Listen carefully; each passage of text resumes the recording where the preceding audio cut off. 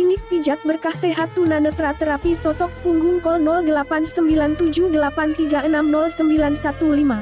Jangan sia-siakan kesempatan. Allah Ta'ala menggambarkan tentang keistimewaan para nabi dengan firman-Nya, sesungguhnya mereka adalah orang-orang yang bersegera dalam mengerjakan berbagai macam kebaikan, dan mereka senantiasa berdoa kepada Kami dengan disertai rasa harap dan cemas, dan mereka pun senantiasa khusyuk dalam beribadah kepada Kami. QS Al-Anbiya 21:90.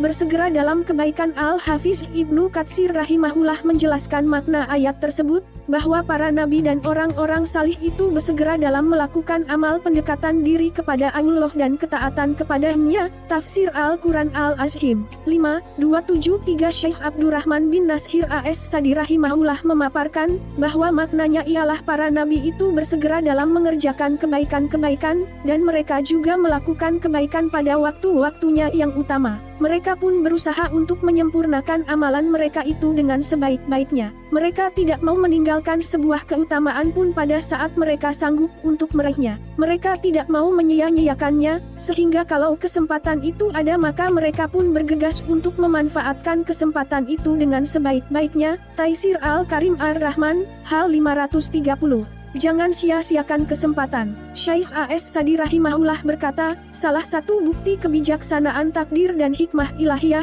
yaitu barang siapa yang meninggalkan apa yang bermanfaat baginya padahal memungkinkan baginya untuk memetik manfaat itu lantas dia tidak mau memetiknya, maka dia akan menerima cobaan berupa disibukkan dengan hal-hal yang mendatangkan madarat terhadap dirinya. Barang siapa meninggalkan ibadah kepada Ar-Rahman, niscaya dia akan disibukkan dengan ibadah kepada berhala-berhala. Barang siapa meninggalkan cinta, harap dan takut kepada Allah maka niscaya dia akan disibukkan dalam kecintaan kepada selain Allah, berharap dan takut karenanya. Barang siapa tidak menginfakkan hartanya dalam ketaatan kepada Allah niscaya dia akan menginfakannya dalam mentaati syaitan. Barang siapa meninggalkan merendahkan diri dan tunduk kepada Rabb-Nya niscaya dia akan dicoba dengan merendahkan diri dan tunduk kepada hamba. Barang siapa meninggalkan kebenaran niscaya dia akan dicoba dengan kebatilan. Tafsir Surat Al-Baqarah ayat 101-103, Tais Al-Karim Ar-Rahman Hal 60-61.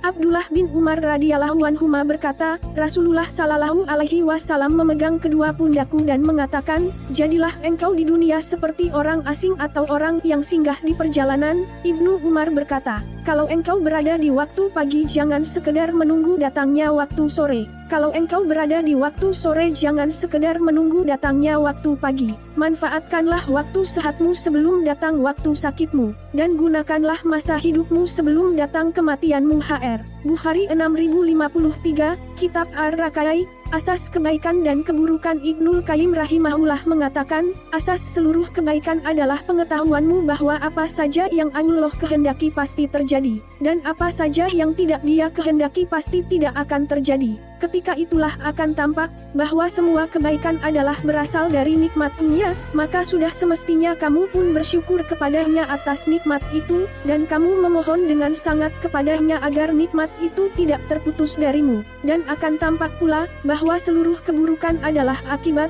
manusia dibiarkan bersandar kepada dirinya sendiri dan bentuk hukuman dari-Nya, maka sudah semestinya kamu bersungguh-sungguh berdoa kepada-Nya agar menghalangimu dari keburukan. Keburukan itu, mintalah kepada-Nya supaya kamu tidak dibiarkan bersandar pada dirimu sendiri, tanpa ada bantuan dari-Nya, dalam mengerjakan kebaikan-kebaikan dan meninggalkan keburukan-keburukan. Beliau melanjutkan, seluruh ahli marifat pun telah sepakat bahwa segala kebaikan bersumber dari taufik yang Allah karuniakan kepada hamba, dan semua bentuk keburukan bersumber dari penelantaran Allah terhadap hamba-Nya. Mereka pun telah sepakat bahwa hakikat taufik adalah ketika Allah tidak menyerahkan urusanmu kepada dirimu sendiri, sedangkan hakikat al-huslan ditelantarkan, yaitu ketika Allah membiarkan kamu bersandar kepada kemampuanmu semata, tanpa bantuan-Nya dalam mengatasi masalahmu. Kalau ternyata segala kebaikan bersumber dari taufik, sedangkan ia berada di tangan Allah bukan di tangan hamba, maka kunci untuk mendapatkannya adalah doa, perasaan sangat membutuhkan, ketergantungan hati yang penuh kepada-Nya, serta harapan dan rasa takut kepada-Nya. Al-Fawaid, Hal 94. Semoga bermanfaat.